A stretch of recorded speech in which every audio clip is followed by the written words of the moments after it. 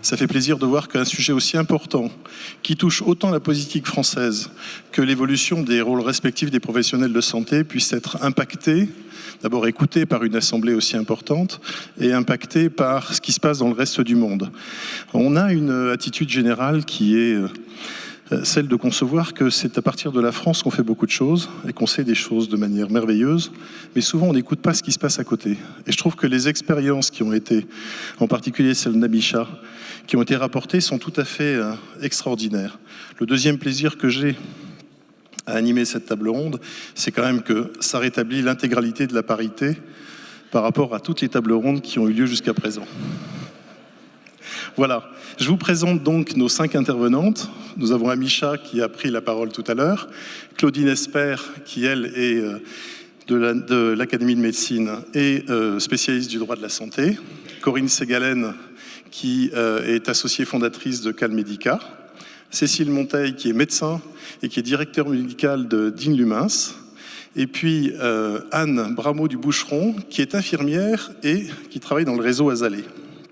Vous allez voir que c'est assez fabuleux parce que l'expérience conjuguée de ces drôles de dames va apporter, il faudrait qu'il y ait quelques personnes du ministère de la Santé, je ne sais pas si ça les intéresse, mais enfin, au cas où elles seraient là, ce serait bien qu'ils puissent écouter parce que ça va nous apporter des solutions qu'on pourrait mettre en place très rapidement sur le terrain pour éviter d'avoir une chose qui est quand même tout à fait essentielle, c'est de s'apercevoir que monsieur qui a présenté au PIMS a des solutions qui sont applicables en France, mais que si vous voulez les passer dans les mains du ministère ou d'une ARS, nous, ça va nous prendre à peu près entre 18 mois et 14 ans, puisque le premier carnet de vaccination électronique lancé en France, je crois qu'il a à peu près une dizaine d'années. Voilà. Donc, vive votre pays, avoir une structure administrative très légère, une envie d'accueillir les entrepreneurs et une acceptation des idées nouvelles. Je peux vous dire que c'est quelque chose qui nous manque ici. Alors, amis, j'ai envie de vous poser une simple question au départ. Par rapport à tout ce que vous nous avez présenté, dites-moi quelles sont les 3 recommandations que vous feriez aux professionnels de santé de ce pays, ne serait-ce que pour changer la mentalité et arriver à un soin qui soit un soin de meilleure qualité.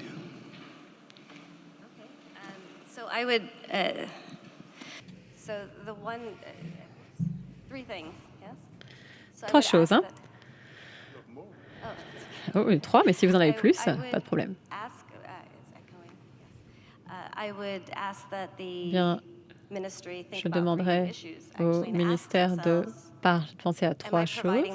Tout d'abord, est-ce que je fournis le bon service? Quel produit est-ce que je propose? Et est-ce que je fournis le bon produit au bon endroit? Où est-ce que je fournis mes services? Est-ce que c'est ici qu'on devrait avoir accès à ce service ou est-ce qu'on devrait y avoir accès ailleurs? Qui fournit ce service de la meilleure manière? Est-ce qu'on a la personne optimale qui fournit un certain type de soins ou est-ce qu'on a quelqu'un d'autre? Donc, penser à tout cela, ça peut aider à repenser la structure de soins que l'on propose. Ce que vous êtes en train de nous dire, c'est que l'intégralité de l'organisation du système français qui est centrée sur l'hôpital est quelque chose qu'il faudrait totalement remettre en cause.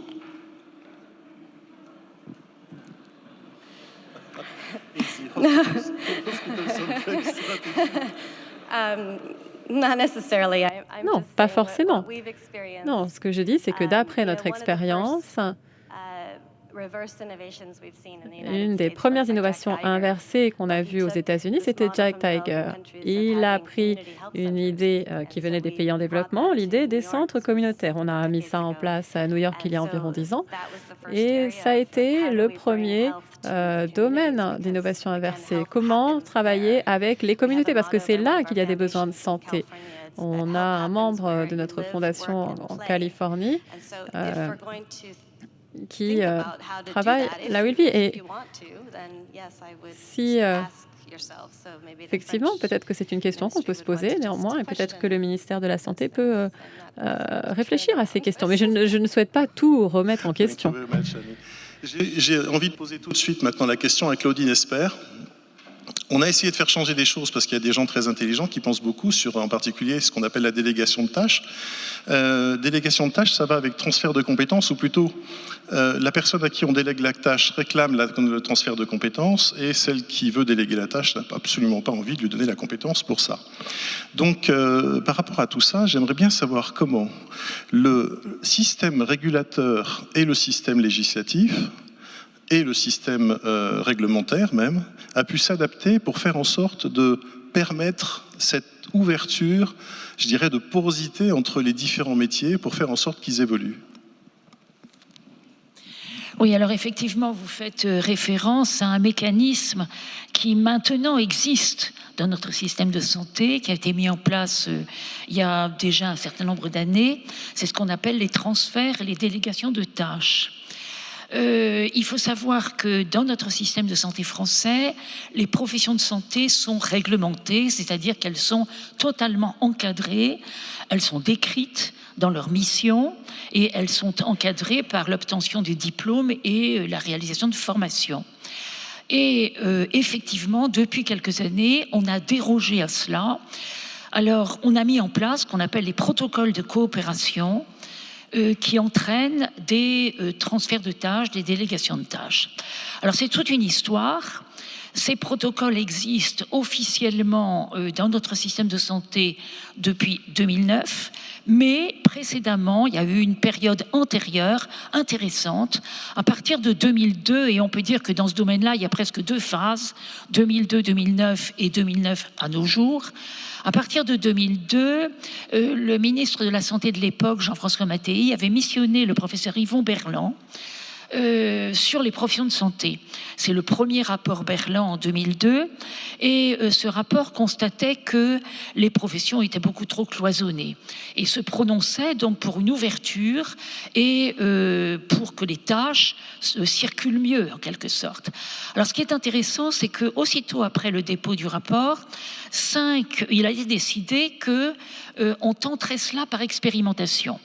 Alors, expérimentation sur certaines professions et expérimentation sur des territoires limités. On a lancé 5 expérimentations dès 2002, mais c'était réservé à des tâches médicales allant vers des infirmiers. Et vous voyez, à l'époque, on avait par exemple une expérimentation, l'infirmière experte en hémodialyse. On avait le suivi de patients en hépatite C par une infirmière experte. En 2006, toujours dans cette phase expérimentale, on a ouvert davantage avec 10 expérimentations, donc on a élargi progressivement. Et la Haute Autorité de Santé, à l'époque, la HAS, est devenue l'organisme évaluateur. Et tout cela a abouti en 2009, et là j'aborde la seconde phase, à ce fameux article 51 de la loi Hôpital, Patient, Santé, Territoire, qui a intégré le mécanisme dans notre système sanitaire français, mais qui l'a intégré beaucoup plus largement, puisqu'on a prévu que cela pouvait avoir lieu sur tout le territoire et pour toutes les professions. Et on a maintenant effectivement ces protocoles de coopération. Alors, pour vous le décrire rapidement, c'est un mécanisme qui est basé sur une démarche volontaire de certains professionnels qui s'entendent pour proposer à leur agence régionale de santé un protocole de coopération. La Haute Autorité de Santé a établi des modèles types, enfin, a largement aidé à tout cela. Donc, démarche volontaire, et dit le texte, évidemment, les professionnels interviennent dans les limites de leurs connaissances et de leur expérience. Donc, élaboration d'un protocole, et ce protocole, évidemment, décrit les tâches nouvelles de chacun, et cela peut concerner les professions médicales, pharmaceutiques et tous les auxiliaires paramédicaux. Donc, toutes les professions, il n'y en a pas qui soient exclues. Alors, c'est l'Agence régionale de santé qui instruit le dossier au regard des besoins de santé et qui consulte la Haute Autorité de Santé qui, elle, au regard de la qualité des soins et de la sécurité des soins, donne éventuellement un aval. Donc le protocole se met en route, si évidemment les avis sont positifs, par une décision officielle de l'agence. Et un peu plus récemment, je crois que c'est en 2013, on a mis en place ce qu'on appelle maintenant le collège des financeurs, qui est un collège qui se réunit périodiquement et qui comporte toutes les autorités de santé de notre pays, et qui va regarder le modèle économique présenté à l'appui du protocole. et donc qui éventuellement va autoriser, c'est ce qui est intéressant, une dérogation au système classique de financement. Donc dérogation aux tarifs des honoraires, dérogation au paiement à l'acte, etc. Alors je précise encore que ces protocoles de coopération, si leur évaluation faite par les deux institutions dont j'ai parlé se révèle positive, peuvent devenir définitifs et donc entrer carrément dans la pratique. Et je termine cette évolution en indiquant qu'en 2016, la loi Touraine, la loi de modernisation du système de santé, a prévu et l'a intégré dans nos textes français ce que l'on appelle maintenant les auxiliaires paramédicaux de pratique avancée. Donc on officialise de manière définitive cette pratique et est en cours à l'heure actuelle le décret qui prévoirait cela pour la profession infirmière. Je termine en vous disant que si on regarde le site de la Haute Autorité de Santé, à ce jour, il y a 40 protocoles de coopération qui sont recensés dans différentes spécialités. Voilà où nous en sommes. Merci Claudine. Depuis 2002, 40, si on peut considérer que ça s'appelle un KPI, je ne sais pas si c'est tout à fait efficace. Alors il y a un autre article qui est intéressant, c'est un autre article 51, c'est celui qui a été voté cette année dans la loi de financement du sécurité sociale pour 2018, avec une création un peu particulière, qui est celle justement d'un possible financement sur des prises en charge et des organisations qui sont des organisations qui ne rentreraient pas dans le droit fil de la pensée centralisatrice et jacobine qui nous caractérise. Vous pouvez nous en parler un peu ? Je pourrais simplement vous dire que, effectivement, l'intérêt, me semble-t-il, c'est vrai que la procédure est lourde, hein, vous l'avez vu, et que c'est un peu difficile. C'est lourd, c'est beaucoup de formalités, beaucoup de formalisme. Donc, effectivement, on ne peut pas dire qu'à ce jour, il y ait énormément de protocoles qui est abouti. Il y en a quand même quelques-uns. Ce qui est intéressant, c'est effectivement le mode de financement dérogatoire. Et ce qui est intéressant également, c'est que il ne repose plus sur les acteurs de santé la recherche du financement, mais c'est l'agence régionale de santé qui se charge de trouver les financeurs éventuels. Et ça, je trouve que c'est une initiative intéressante qui peut peut-être rendre les choses plus attractives dans les mois à venir. J'ai une dernière question pour vous. Vous avez aussi des responsabilités associatives et ça m'intéresse de savoir comment vous, en tant que responsable d'une association de malades, vous considérez ces avancées que peuvent être justement la possibilité d'avoir une certaine forme de porosité dans les exercices et les pratiques professionnelles des différents professionnels de santé. Oui, effectivement. Alors là, je prends ma casquette Ligue nationale contre le cancer. Si on se place du côté des patients, même si c'est pas une réussite absolue, hein, ces protocoles, moi je crois qu'on peut y voir tout de même l'amélioration de l'accès aux soins. On parle tellement des déserts médicaux à ce jour. On peut y voir une fluidité un peu plus importante entre les soignants et puis une prise en charge diversifiée. Donc je pense que côté patient, ça présente un intérêt. Cela étant, côté patient, je crois qu'il faut mettre l'accent sur un point qui est l'information de la personne. Alors les textes d'ailleurs imposent cette information et la personne malade à qui on propose un protocole de ce type doit en être informée. Elle doit connaître la dérogation qui est apportée à la répartition classique des tâches, les objectifs poursuivis, les critères d'évaluation et évidemment elle est libre d'accepter ou de refuser, éventuellement demander à revenir à un système beaucoup plus classique. Et je terminerai en vous disant qu'en cancérologie, je regardais dans la liste dont je vous parlais, il y a 2 protocoles en cours, un en région Île-de-France et un autre dans un centre de lutte contre le cancer. Donc, voilà. Mais côté patient, je pense qu'il ne faut pas critiquer trop. Merci Claudine. Je voudrais passer la parole à Anne tout de suite. Anne Bravo du Boucheron. Azalée, c'est pas parce que les infirmières deviennent bio, c'est quelque chose qui a une réalité sur le terrain. Oui. C'est une nouvelle façon de prendre en charge. C'est véritablement quelque chose pour moi qui vient qui vient de l'expérience de l'innovation inversée. Et j'aimerais bien que vous nous décriviez le protocole et comment d'abord on arrive à devenir une infirmière Azalée plutôt qu'une infirmière diplômée d'État simplement. Alors, pour répondre à la deuxième question, tout d'abord, déjà, c'est un choix, et je pense que c'est un choix qui fait suite à un parcours, une maturité professionnelle où, quelque part, on a envie peut-être d'être dans un autre rapport avec le patient, une envie de soigner autrement, d'accompagner autrement. Je crois que l'entrée dans Azalée est assez caractéristique sur les profils infirmiers qu'on y trouve. Ensuite, rentrer dans le protocole Azalée, parce que, donc, pour faire le lien avec ce qui a été dit, Azalée est en soi un protocole de coopération qui se distingue parce qu'il a 4 volets qui concernent la prise en charge de 4 profils de patients, on va dire, qui sont les risques cardiovasculaires, les patients diabétiques, atteints de troubles cognitifs ou à risque de BPCO. Et pour rentrer dans un protocole, il faut déjà faire la démarche de trouver un médecin collaborateur. Donc c'est vraiment une initiative, une volonté de l'infirmière et d'un médecin. Donc c'est une collaboration qui va se créer en soins primaires, et cette collaboration aura lieu au sein du cabinet du médecin et concernera sa patientèle. Donc ça, c'est le cadre un peu dans lequel on rentre, et on devient possiblement salarié ou avec un statut libéral de l'association Azalée qui porte le même nom que le protocole. Juste pour dire un petit peu, c'est que le protocole Azalée a fait partie du deuxième volet d'expérimentation en 2006 des protocoles, enfin des délégations de tâches, des expérimentations Berlan.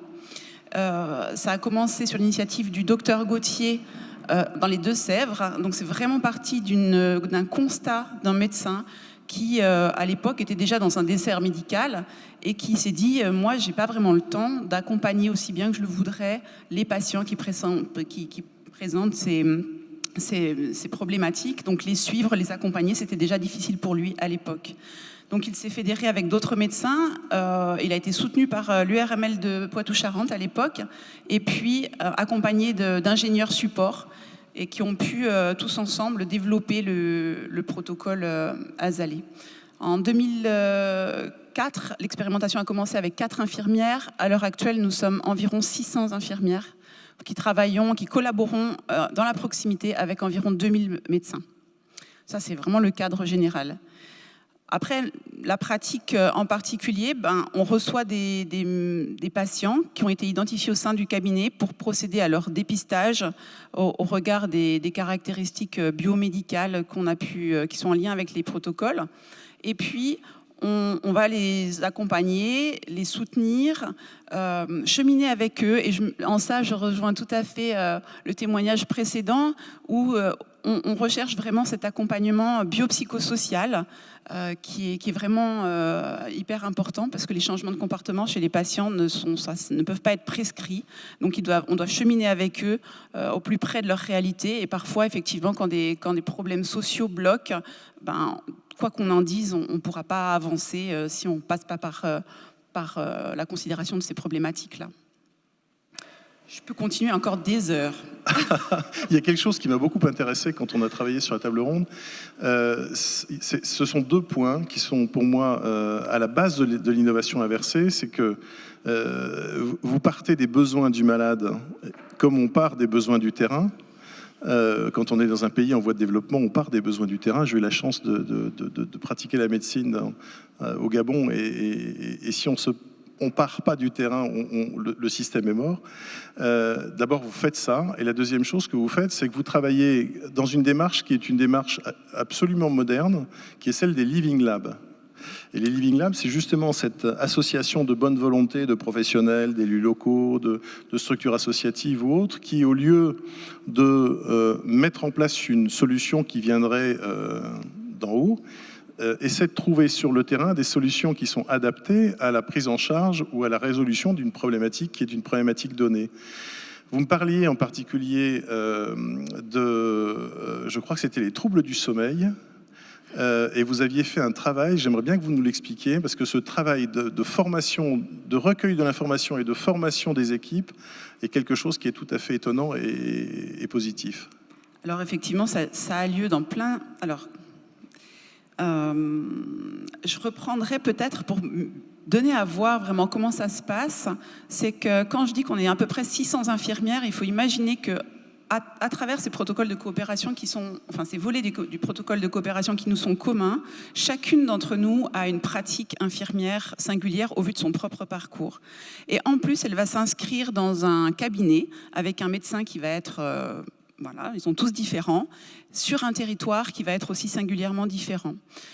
À ce moment-là, on reviendra peut-être sur le modèle organisationnel qui nous caractérise, mais il faut savoir qu'on a la latitude d'être complètement à l'écoute de ce que nous disent les patients et des problématiques qu'ils rencontrent. D'où, effectivement, l'émergence de considération, on va dire, des besoins des patients et la latitude que nous avons, la capacité d'agir et de créer au regard des besoins identifiés.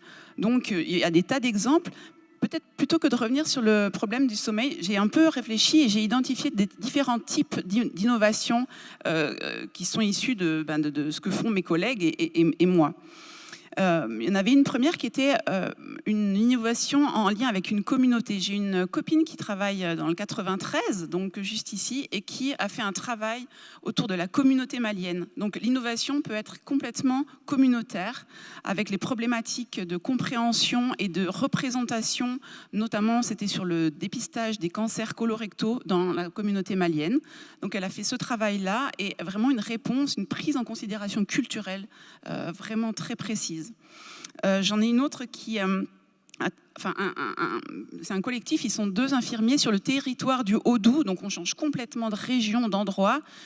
C'est des collines, c'est verdoyant, c'est un air très frais, mais des médecins isolés, enfin, en tout cas éparpillés sur un territoire, et eux, ils ont carrément pris en charge un territoire en faisant du lien entre ces médecins, en axant leur activité sur le travailler ensemble de ces médecins. Et il y a une énergie folle sur ce territoire. Ils ont créé des maisons de santé, mais qui partaient vraiment de la volonté des médecins et des besoins du territoire. Et ils ont fait des trésors de choses, des jardins thérapeutiques, des groupes de marche. Ils sont très, très, très créatifs sur un territoire global. Et puis une autre amie dans le Poitou qui, elle, était très sensibilisée au problème du sevrage tabagique, ce qui a fait écho à des problématiques de santé publique. Elle s'est saisie de ça et effectivement, maintenant, nous sommes formés, habilités à accompagner le sevrage tabac parce que tout le processus a été d'entendre le besoin des patients suite au dépistage de BPCO que nous avions par délégation le droit d'opérer en cabinet de médecine générale. Et on a créé entre infirmières, avec l'aide de médecins, un dispositif de formation en interne. Et tout le monde a été formé et tout le monde est habilité à le faire et à le mettre en place au regard des besoins des patients sur le territoire. Donc 3 types d'innovations, voilà, des histoires singulières, mais je vous dis, il y en a à peu près 600 différentes. J'ai une dernière question qui est une question un peu provocante, mais on est dans le temple du jacobinisme, donc je suis obligé de vous la porter. Quand on fait une démarche très bottom-up comme celle-là, qu'est-ce que font les décisionnaires qui sont au-dessus et qui sont situés à Paris pour redescendre sur les territoires, pour voir comment éventuellement on va... Qu'est-ce qu'ils font, du contrôle, de l'encouragement ? Alors, il y a 2 types de décisionnaires, j'ai envie de dire. Il y a ceux qui nous financent et puis il y a ceux qui on pourrait imaginer qu'il y en ait qui nous dirigent. Mais 600 infirmières à diriger avec une main de fer, ça serait très, très compliqué. En fait, en interne, le système organisationnel qu'on a, il promeut cette autonomie infirmière, cette collaboration médecin-infirmière et cette innovation. Donc, c'est quelque chose qui est en train d'évoluer. Enfin, il faut imaginer que, effectivement, Azalée a vécu différentes phases de déploiement et que son organisation aussi spéciale soit-elle, se construit régulièrement et qu'en plus nous sommes vraiment impliqués dans l'organisation. Aujourd'hui, je suis là avec vous, mais ça aurait pu être 599 autres infirmières que moi, puisque nous avons toutes finalement le même rôle, le même niveau, le même statut, et nous sommes toutes impliquées dans la co-construction de cette organisation. Nous avons toutes des rôles de formation, de recrutement, voilà, moi je contribue à la recherche et au développement au sein d'Azalée, à la formation. On a toutes des missions et au regard de nos compétences et de notre envie de nous investir. Donc c'est vraiment quelque chose de très horizontal. En ça, nous collaborons à tous les niveaux avec les médecins. Il faut aussi imaginer qu'ils prennent du temps pour ça. Et puis, nous sommes super aidés par une équipe d'ingénieurs qui sont vraiment ceux qui nous aident à structurer et qui sont l'interface extérieure d'Azalée avec le reste du monde avec nos financeurs, avec tous les décisionnaires qui peuvent nous entourer. Donc voilà, ils nous protègent quelque part et ils ont vraiment un rôle énorme au niveau de la structure. Donc ils nous guident. Moi j'aime bien dire que c'est de la conduite accompagnée par cette équipe d'ingénieurs. Et puis c'est un peu comme dans la mousse au chocolat. Pour moi, voilà, je ne sais pas qui est l'œuf et qui est le chocolat entre les médecins et les infirmières. Je ne chercherai pas à savoir. Mais en tout cas, je dirais que les ingénieurs sont vraiment le blanc d'œuf. Et voilà, c'est incorporé. Ils sont là. Et les trois ensemble, tout ça autour du patient, ça fait une dynamique assez particulière. Quand on parle d'évolution des métiers de santé, le fait déjà de considérer que des ingénieurs dans les soins de santé primaire peuvent être intégrés, je trouve que c'est déjà une belle révolution intellectuelle. Alors, des ingénieurs, ça me donne une transition pour Corinne. Corinne Ségalen, le système Calmedica, il est tout à fait particulier. Ce qui m'a amusé d'ailleurs, c'est de voir que OPIMS utilisait le même média, c'est-à-dire le SMS, pour faire quelque chose que vous faites aussi sur le terrain. Vous pouvez nous en parler ? Oui, bon, d'abord, moi, je suis médecin, quand même, je ne suis pas ingénieur, mais on a créé la société Calmedica avec mon associé qui, lui, est ingénieur et spécialisé en intelligence artificielle. En fait, ce qu'on fait, c'est qu'on fait des robots conversationnels. Donc, des robots conversationnels, c'est des chatbots en anglais.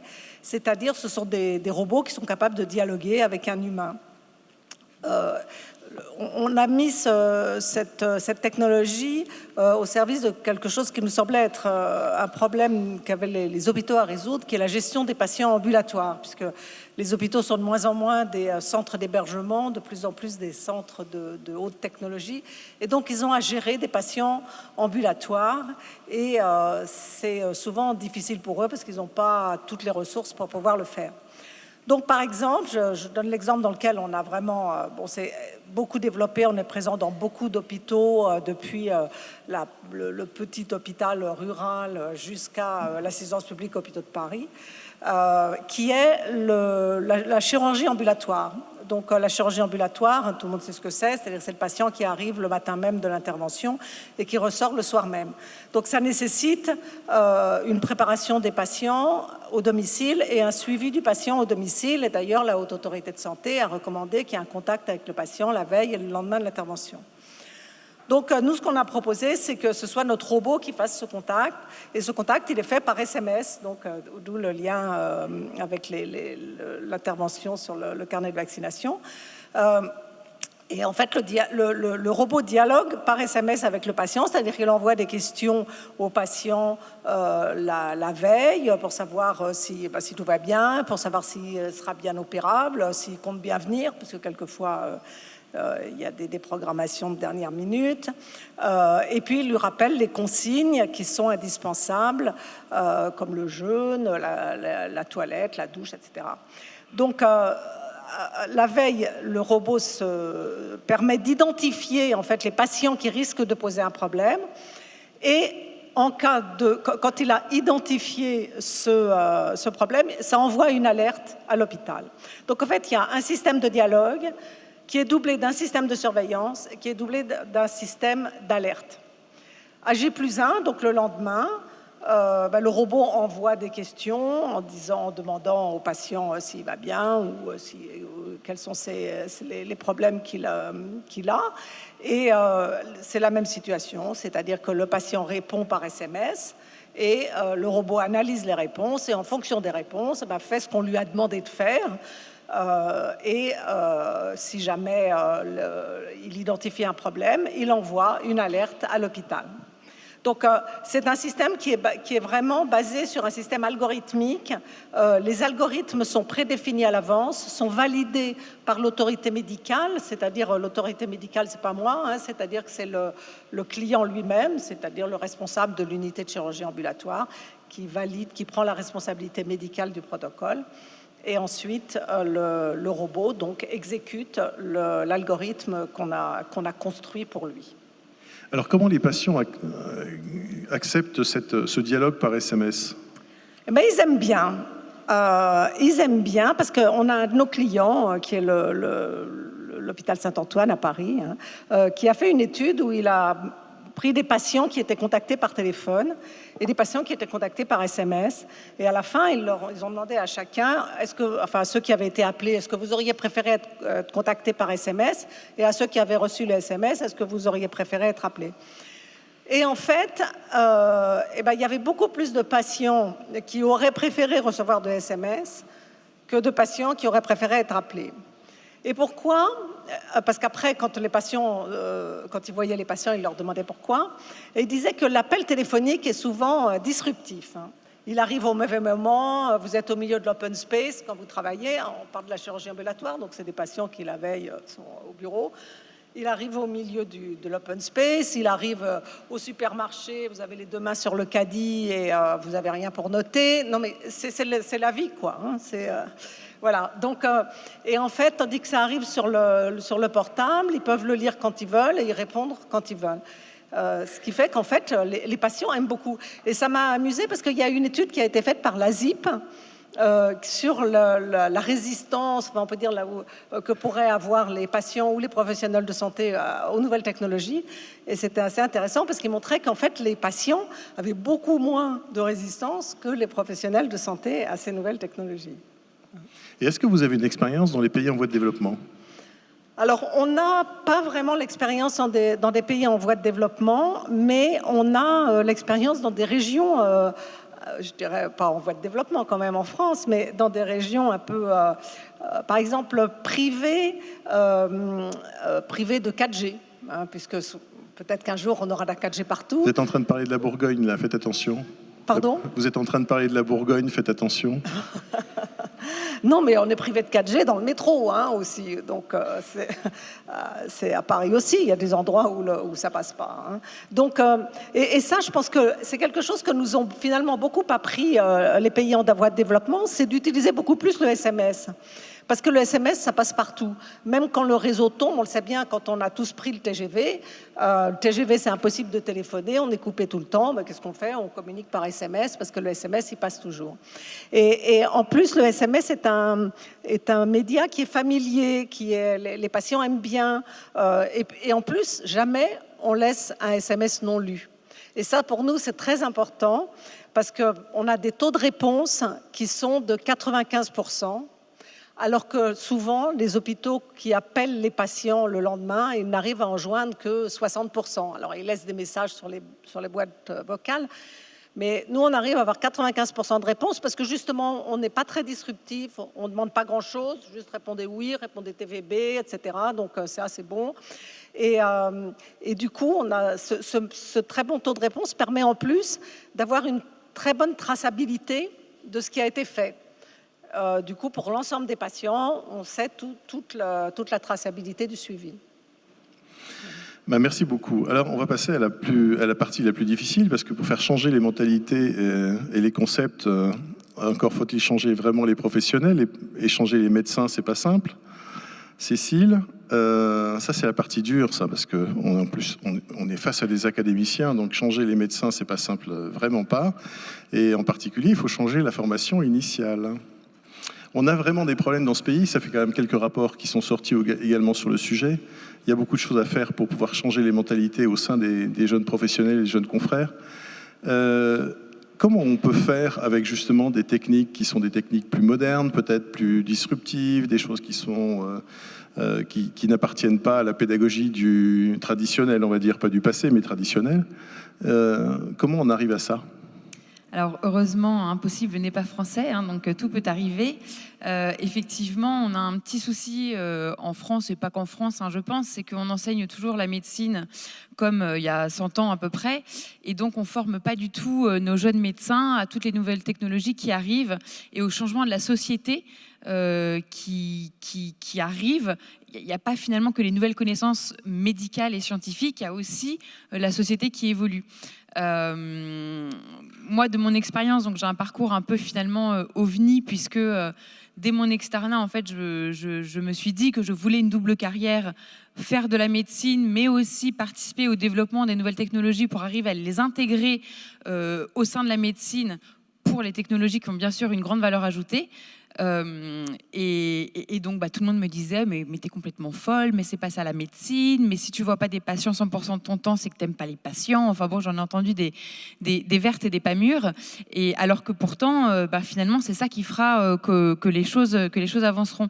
Et le problème de ça, c'est que aujourd'hui, on voit beaucoup de nouvelles technologies arriver sur le marché, et que le plus souvent, alors un peu moins maintenant, mais il y a encore quelques années, toutes ces technologies étaient à l'origine des entrepreneurs. Et des entrepreneurs qui généralement étaient jeunes, en bonne santé, qui se disaient que la médecine, c'était quand même un secteur intéressant, qu'en plus, il y avait des sous à se faire, et que donc, on allait développer, on allait tout connecter, et qu'on allait pouvoir vendre ça et améliorer la médecine. Et au final, ça donnait, alors j'ai beaucoup d'exemples, mais l'exemple, par exemple, de la tétine connectée, où ils ont mis un circuit dans une tétine pour enfants qui prend la température, et ils essayaient de vendre ça aux mamans, sauf que la tétine n'est pas un dispositif médical, et donc que la valeur de la température n'était absolument pas fiable. Et donc, on se retrouvait à vouloir vendre quelque chose qui n'était absolument pas fiable sur le plan de la température. Donc, on pouvait rassurer faussement et inversement. Et en plus, mettre un circuit dans la bouche d'un enfant 24 heures sur 24, c'est pas recommandé. Et en plus, prendre la température 24 heures sur 24, ça ne sert à rien. Et donc, ça, on avait ça d'un côté. De l'autre côté, on avait des professionnels de santé qui étaient du terrain, donc bien sûr, qui avaient plein d'idées pour amener les technologies dans le domaine de la médecine, sauf que, ils n'avaient pas le temps, donc c'était des idées qui restaient finalement au stade de rêve, et deux, ils n'avaient pas les compétences, ils n'ont pas les compétences business, marketing, et donc quand ils se lançaient, donc il y en a qui ont réussi, bien sûr, mais souvent, ça avait du mal à aboutir, c'était des solutions qui avaient une utilisateur expérience, une utilisateur patient qui n'était pas optimal, qui avait un design qui était souvent moche, et donc c'était pas non plus l'idéal. Et puis les pauvres patients, on leur demandait pas leur avis, donc eux, quand ils recevaient le truc dans la main, c'était un peu trop tard, donc même si c'était pas bien, ça restait un petit peu au placard. Et ce qui est dommage, c'est que si on arrive à faire travailler tout le monde ensemble, ça marche beaucoup mieux. Donc comment faire? Il y a beaucoup de solutions qui ne sont pas forcément toutes faciles à mettre en œuvre, je le conçois. Je sais qu'au niveau des facultés, c'est très difficile de vouloir faire bouger les choses, mais aujourd'hui, quand vous regardez les bancs de la fac, ils sont quasiment vides. Parce que maintenant, les étudiants, ils apprennent à la maison, ils apprennent sur l'ordinateur ou alors avec leurs bouquins, mais à la maison. Et donc, il y a quand même des choses à mettre en place.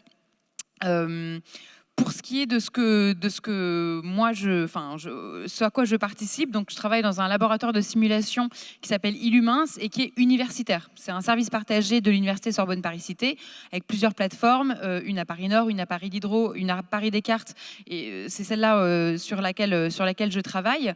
Et nous, ce qu'on fait, c'est peut-être un peu de l'innovation inversée pour reprendre le thème, mais on va aider à former les professionnels de santé à faire de la meilleure médecine. Donc, qu'est-ce que ça veut dire? Ça veut dire qu'on va être la brique entre la théorie sur le bouquin et la première fois sur le patient.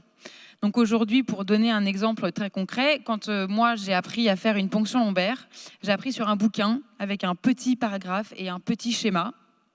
Alors la ponction lombaire, c'est une piqûre dans le dos, pour s'il y en a qui ne savent pas ce que c'est. Et donc voilà, en regardant ce petit schéma et ce petit texte, j'étais censée savoir faire. Un jour, j'étais en stage, on m'a montré, mais en fait, quand on voit l'aiguille s'enfoncer, on ne sait pas ce qu'on ressent, on ne sait pas ce qui se passe à l'intérieur. Et puis après, c'est à nous. Et on a tous, médecins, on a tous des histoires, mais à l'appel, sur des choses qui ne se sont pas forcément très bien passées, ni pour le patient qui voit bien qu'on est stressé, même si on n'a pas dit que c'était la première fois. Et puis en plus, des fois, on rate. On est plusieurs à passer. Moi, ma première ponction lombaire, on nous a fait passer à 5 pour y arriver. Moi, je trouve ça scandaleux. Après, on n'avait pas vraiment de meilleurs moyens peut-être à l'époque. Bref. Donc nous, ce qu'on va faire chez Illumins, c'est qu'on va avoir plusieurs briques. On va avoir celle de l'apprentissage des gestes. Et donc, on va avoir des mannequins qui sont des tronçons de corps humain, des dos d'adultes, des dos d'enfants. Et allez, tu vas faire ta ponction lombaire 25 fois jusqu'à ce que tu y arrives parfaitement. Comme ça, au moment où tu iras voir le patient, tu sauras faire, parce que ce sont des mannequins qui sont très bien faits avec un retour liquide. C'est des choses qui sont vraiment faites pour ça. Il y a une deuxième brique qui est ce qu'on appelle la simulation haute fidélité, où là, on va utiliser une chambre d'hôpital reconstituée ou une chambre de consultation reconstituée avec des mannequins humanoïdes. Donc, c'est des mannequins qui font vraiment la taille. Donc, vous avez du prématuré, le nouveau-né, la femme enceinte avec le ventre qui peut accoucher, l'homme, la femme, on peut tout faire, les sonder, les intuber, les ausculter, les faire cracher du sang. C'est des mannequins hyper high-tech. Et on va mettre les apprenants en situation. Et on ne va pas juste mettre l'étudiant en médecine. ou l'étudiant infirmière. On va les mettre ensemble, on va mettre le médecin avec l'infirmière, avec l'aide-soignant, et on va les faire bosser sur des situations qui arrivent dans la vraie vie, typiquement l'arrêt cardiaque. Moi, encore une fois, je me rappelle de mon premier arrêt cardiaque, j'étais en 2e semestre d'internat, j'étais de garde pour tout un hôpital de gériatrie, c'était pas mon service. Ça, c'est pas forcément. Je ne connaissais pas les infirmières, je ne savais pas où était le matériel, même si je connaissais mon algorithme de prise en charge, c'était un peu compliqué. Et donc nous, ce qu'on va faire, c'est on va apprendre en fait à toute la population soignante à travailler ensemble. Prise de leadership, communication avec l'équipe, communication avec le patient. On a une 3e brique où on va avoir des acteurs qui viennent, donc des vrais acteurs qui ne sont pas patients et qui vont jouer le rôle du patient. Et on va leur apprendre la communication. Beaucoup de problèmes de communication aujourd'hui entre le médecin et le patient. La communication de base, on n'appelle pas un malade par le nom de sa pathologie, on connaît le nom du patient, on ne se tient pas les bras croisés. Ça va aller après, bien sûr, avec des choses plus classiques comme l'annonce du diagnostic d'une pathologie grave. Ça va aller jusqu'à des choses beaucoup plus graves, l'annonce d'une mort fétale in utero à une maman enceinte de 8 mois. Donc on va faire toutes ces choses-là, on va leur apprendre à travailler sur des machines de radiologie interventionnelle, des simulateurs d'échographie. Donc voilà, l'idée, c'est vraiment cette brique entre la théorie et la pratique qui utilise la techno, mais pas que.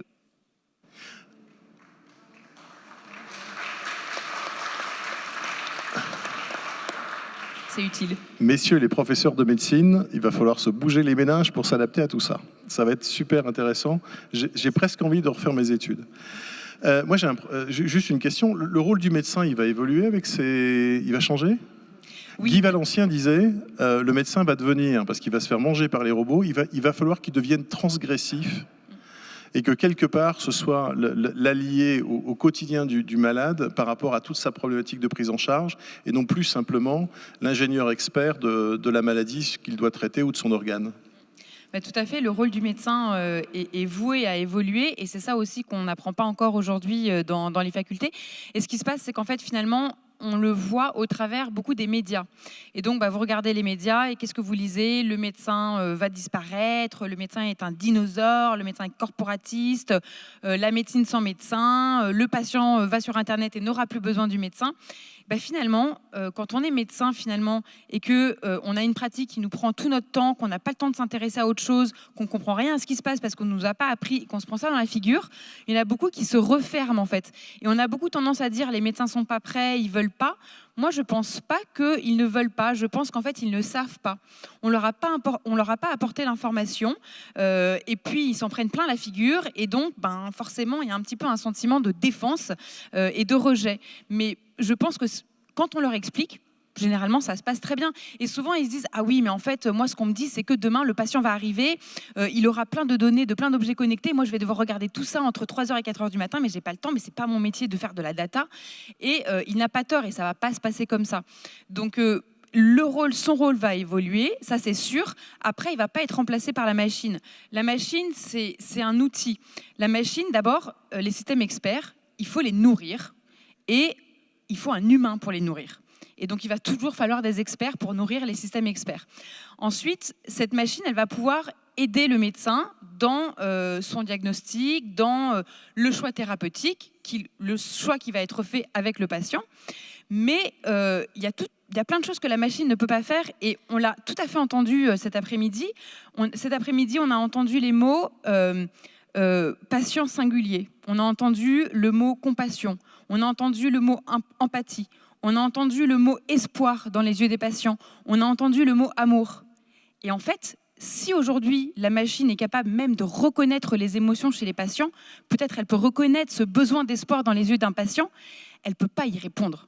Si elle y répond, oui, la machine qui va pouvoir adapter son discours de façon empathique, mais c'est de la fausse empathie. Il n'y a que l'humain, finalement, qui peut être en face et qui peut comprendre cette approche globale. La machine, elle va comprendre le symptôme. Mais madame l'a dit, le patient n'est pas un symptôme, c'est beaucoup plus que ça. Et donc, c'est au médecin, finalement, avec sa créativité, qui va vraiment créer une image globale du patient et qui va pouvoir choisir la façon dont on va expliquer les choses, choisir la façon dont on va répéter les choses, choisir avec le patient le traitement le plus adapté. Et puis le patient, finalement, il faut aussi lui laisser le choix. Il y a des patients qui sont super contents d'avoir une machine en face, peut-être, mais il y en a, ça ne leur va pas. Et on ne peut pas les forcer non plus. Donc certes, le rôle du médecin va évoluer, mais en tout cas, pour moi, il a encore beaucoup de travail et de beaux jours devant lui avant de disparaître.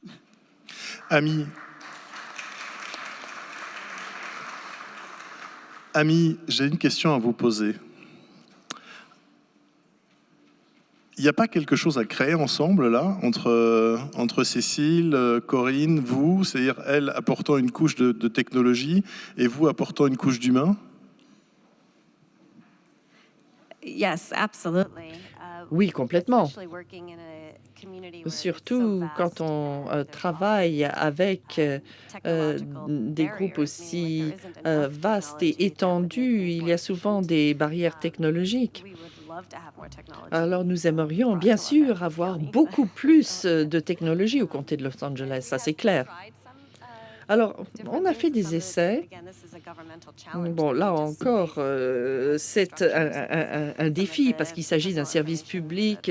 Il y a les structures, les différentes réglementations sur la confidentialité, sur la protection de la vie privée, etc. Donc ça, nous y travaillons déjà.